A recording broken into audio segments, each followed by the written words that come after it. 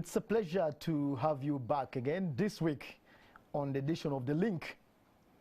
We hope despite the pandemic, you are still striving to get your business up to speed in what they call resilience, and we want to add to that spirit today. And today we are going to speak about packaging, goods and services. And I have the right person in the studio today, Mr. Francis Kasura, who is the business unit head of Fireworks. He's been doing packaging business and teaching people for a while. So he knows what he's going to be talking about. Francis, welcome. Thank you, Sam. How are you? I'm good. Happy to have you in the studio. Happy to have you too. We have not many minutes, so let me start straight away. What are the things to consider when packaging? Let's start with goods. I'll start by introducing myself. Thank you for interviewing and giving me this opportunity to talk on a topic that I think has been very heavy on our hearts as a business, fireworks advertising.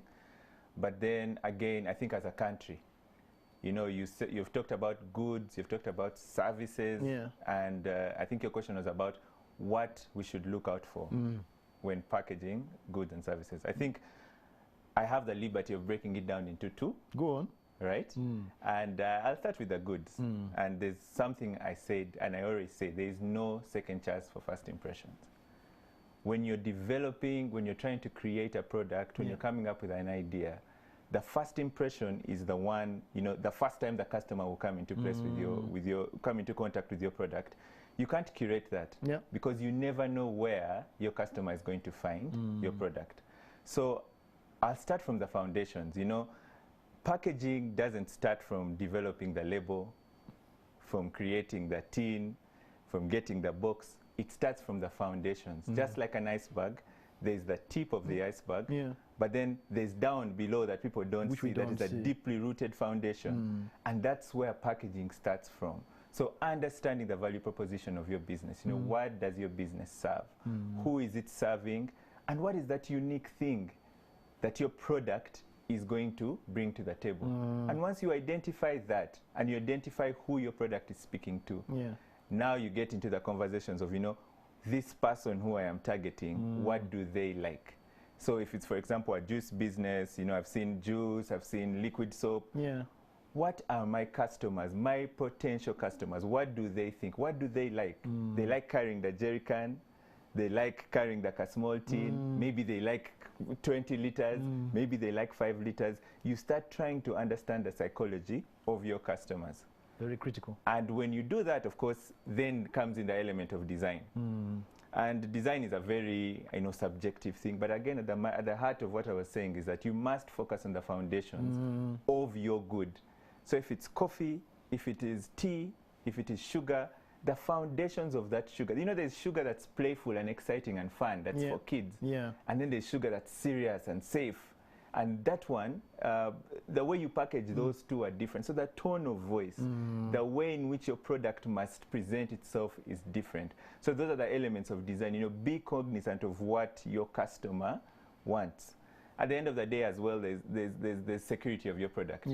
You know, your product is, if it's sugar, it must be within the safe confines of packaging sugar. What is acceptable? What is acceptable? I mean, you're not going to just package sugar in a see-through. I mean, in an opaque. In an opaque, maybe in an opaque, because people want to see what sugar is. Is this sugar really? Is this sugar really? Yeah. So they want to see. Most times they want to see. So again, that goes back to understanding the psychology of your customer, being able to change at every stage. But as I told you earlier on, insights.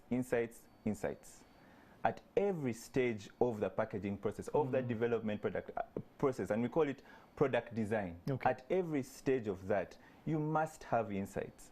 You know, I'm coming up with a name. What is the insight of that business? So my thing is Kasura and Sons Company Limited.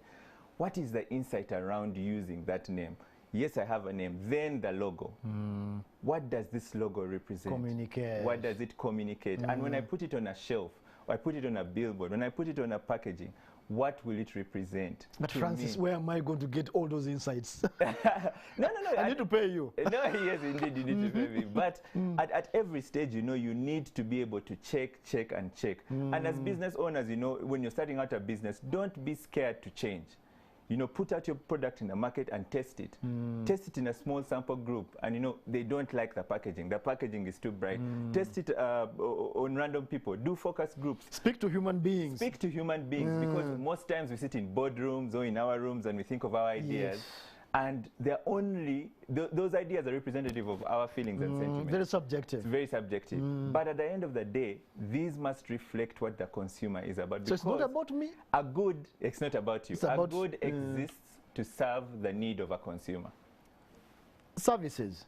Yes. Services, you They're know. not the same as physical products. Yes. Services are different. I can't touch it, but I want it. I need it. Exactly. And you know, this is even goes much deeper into the psychology of the customer. Yeah. A service is something that you can't Touch. But again, as you're creating a service, the service must serve a real need in society. And a need, you know, I got an example of one of my mentors who was telling me that, you know, a need is not just flu. You know, when you have flu, you don't need to go to the hospital. No? You can mix up some lemon and juice and you'll be fine. Okay, yes. But when you have typhoid, you need to go to the hospital. So when you're coming up, when you're building the foundations of your service, it must serve a real need. That is on the inside, on the foundational side. On the outside, you must be able to articulate the unique thing about your business. This articulation is going to be in terms of how you brand yourself. And with services, it's different. It's going to be on a website. It's going to be on an app. It is going to be, and the way you appear, the tone of voice when you're branding on these places, when you're packaging your service. It's going to be a banner, an advert. But you know the world now, you know, with all this information overload, information is being consumed, I mean, in a snapshot. If you don't land the message in 30 seconds, I'm gone. Get me quickly when you can. Get me quickly when you can. And tell me everything that you do in a snapshot. In 15 seconds, can I understand what everything you're doing is about? And how do I communicate this to the different sets of customers that I have? Because sometimes in services, you know, they meet the needs of different people at different stages. So you also, again, have to test, and test. I think that's what, in a nutshell, I can talk about, you know, branding and packaging a service. Okay. Yes. Let's just go back a little bit. People say, okay, color. How serious is color? Oh. Let's talk about product. Color. So there's psychology. There's what they call the psychology of color. You know, every color represents something. And these are decisions that are made subconsciously. Absolutely. I go into the supermarket and I like a particular color. You see the playful, childish colors. That's where kids will be leaning towards. I was having a conversation with someone the other day, and they told me they did a blind test for kids in a market somewhere, and they realized that kids don't like the color blue. Hey. Because blue is linked to security, seriousness, education, institution. A box. Blue is literally boxing you into something. Can you imagine? But when you think of the other colors, the light greens, the yellow, these are warm and welcoming. And more relaxing. So if you're designing maybe a restaurant, if you're designing a school, you're likely to stay away from the bolder, much deeper colors and go towards the lighter shades, the ones that are going to be more welcoming. And it depends on your business. I mean, if you're setting up a security company, a bank, you're keeping my money. You have to be serious. You can't have a playful brand with so many toys around it. It has to be serious. So the colors that you use must be bold, serious, and communicate what the serious is. So the psychology of, unfortunately, it happens subconsciously. And many times it's very hard to tap on it and, you know, to get it instantly. But it happens subconsciously in the mind of the It seems then, Francis, you are saying that for such intricate things like color, I really need to do research. You need to How critical? How critical? You need to make research.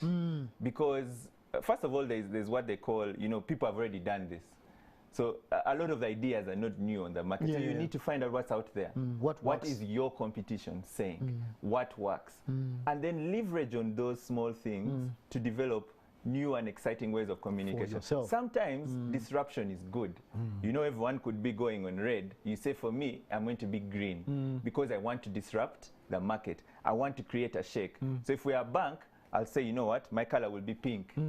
and everyone will come and when everybody's doing a certain color. exactly. So it also comes down to strategy and the foundations, and that's why I began this conversation by saying foundations are always important in product packaging and service packaging. I'll give you an illustration. What you said jogs my mind. Yes. Somebody was looking for packs Yes. to distribute juice in an office. Yes. You know what he got? Yes. He got a cup that looks like an ice cream, like ice cream. Yes, yes, ice cream cone. And there was like a hole there, so you put the straw there. And I thought, this is very creative. Yes. And this is by the Chinese. Okay, okay. Very interesting. What you said just jogged me. Now, let's go to our last point. Yes. Pitfalls to avoid when we're doing packaging. Exactly. And you know, again, a business is developed for customers. It's not developed for yourself and in your bedroom. So at that point, never at any point get tired of making research and of testing your product and testing the labels, testing the packaging. Absolutely. Because it's not serving you. No. And in this world of information technology, things are changing very, very, very fast. So if you sit down and wait, and I will not give examples of big companies relax. that have crumbled because they failed to adapt. Your business must be able to adapt at every stage. Meaning that, you know, be sensitive what your customers are telling you. Be sensitive the insights that you get. Be sensitive to change. Don't become overconfident. Exactly. Don't become overconfident, but then also don't be rigid. Because the product 5 years ago, the juice that you're making for someone 5 years ago, definitely 5 years later, is a different thing altogether. So you're going to either change the way you message, the messaging on your product, the messaging on your label. You could even upgrade and change your colors. And if you're coming up with something new, think of the consumer now, the consumer of 2021. What does he want? So avoid being rigid, avoid not testing. Being frozen in time. Exactly, being frozen in time. Because if you're stuck there, it could affect the way, it could affect the success of your product as well. Also, avoid the clutter. What do you mean a clutter? Clutter. What is clutter? You know, you walk into a supermarket and you want soap. How many times do you identify the one you're looking for without seriously paying attention? There's so much clutter. It's got to be simple. Exactly. If you're making soap, there's so many people making soap out there. Your product must stand out. In terms of the label, in terms of the way it is merchandised, in terms of the way it is placed, it must always stand out. I'm being told there, Francis, my time is up. Yes. You need to organize workshops. Yes. I know you sit with clients, but you need to organize workshops for several SMEs. Yes. And educators. Yes. Viewers, for me, my time is up. I could have Francis for an hour here, but I'm not allowed. But maybe one day, if you want Francis, get in touch with me. I'll help you find him. But he makes you pay. It's not for free, because this is very important. So Francis, if they come, I'll send them to you. Thank you. Viewers, I hope you benefited from packaging. We scratched the surface, but we gave you the principles. That was the link. Thank you for joining us tonight.